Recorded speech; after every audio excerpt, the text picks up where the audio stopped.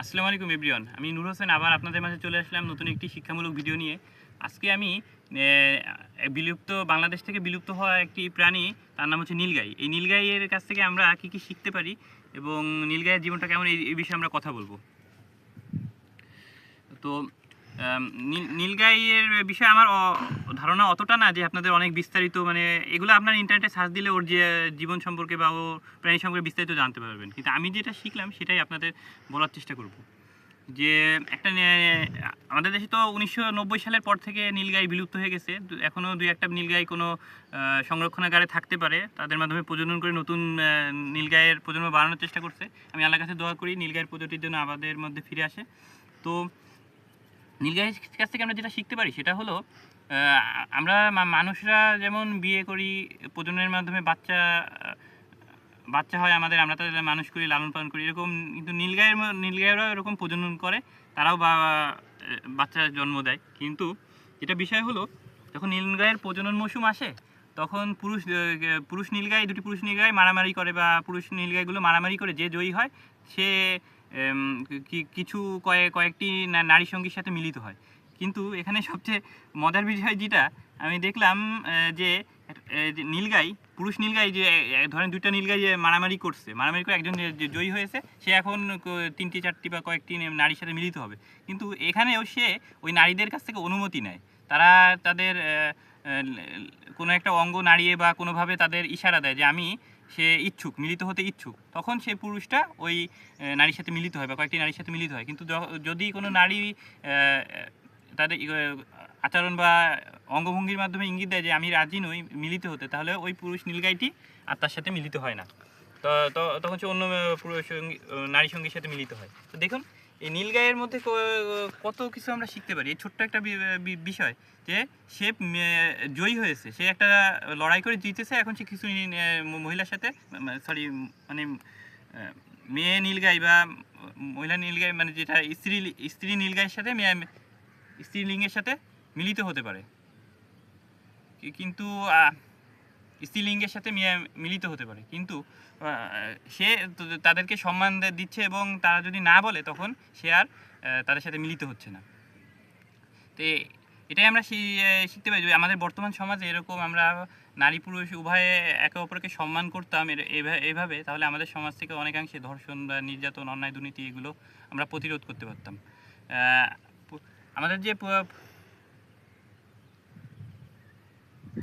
যে সমাজে যে বর্তমানে ধর্ষণ বেড়ে গেছে না, এর কারণ হচ্ছে আল্লাহ তাআলার প্রতি আমাদের পূর্ণ ঈমান আমরা আনতে পারছি না। পূর্ণ ঈমান যদি আল্লাহ তাআলার প্রতি আমরা আনতাম এবং আল্লাহ তাআলার সকল আদেশ নিয়ে ভালোভাবে মেনে চলতাম, এবং তার আল্লাহ তাআলার রাসূলের সকল আদর্শ নিজেদের চরিত্রে ধারণ করতাম, আখলাকে হামিদার ভালো গুণগুলো ধারণ করতাম নিজেদের চরিত্রে, আখলাকে জামিমার খারাপ কাজগুলো বর্জন করতাম, তাহলে আল্লাহ তাআলা খুশি হয়ে আমাদের ঈমানকে বৃদ্ধি করে দিতেন, আমাদের অন্তরকে পবিত্র করে দিতেন। আর তাহলে আমরা ভালো ভালো কাজ করতে পারতাম, এবং আমরা যদি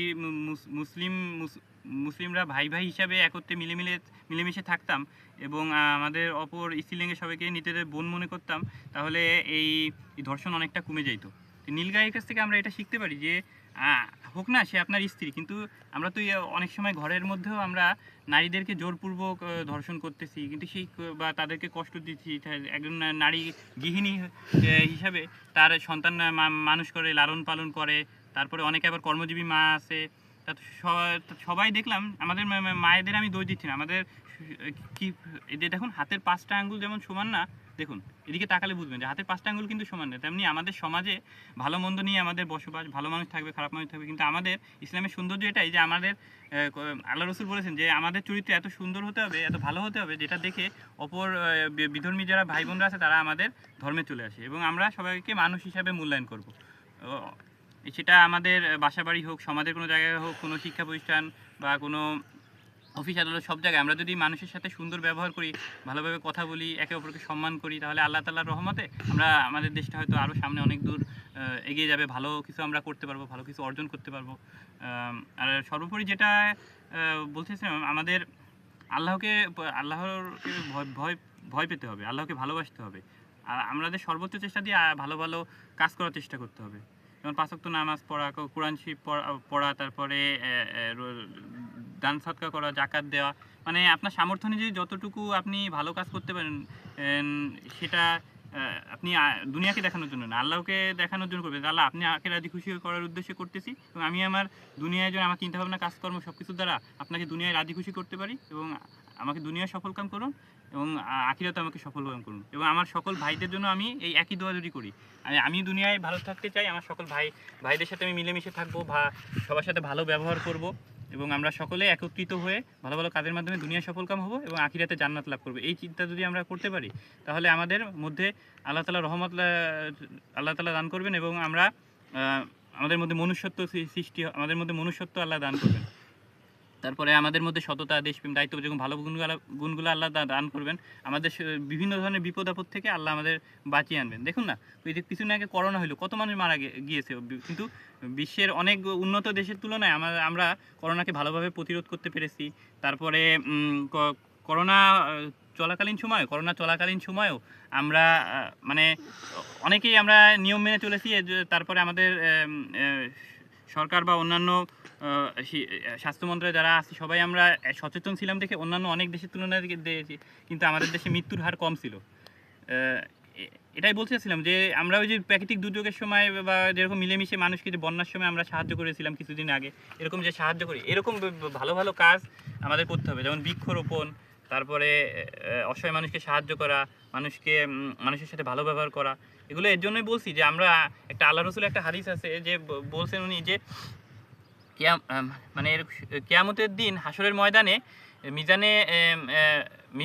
মিজানে তার পাল্লা ভারী হবে যার চরিত্র সুন্দর, মিজানে তার পাল্লা ভারী হবে।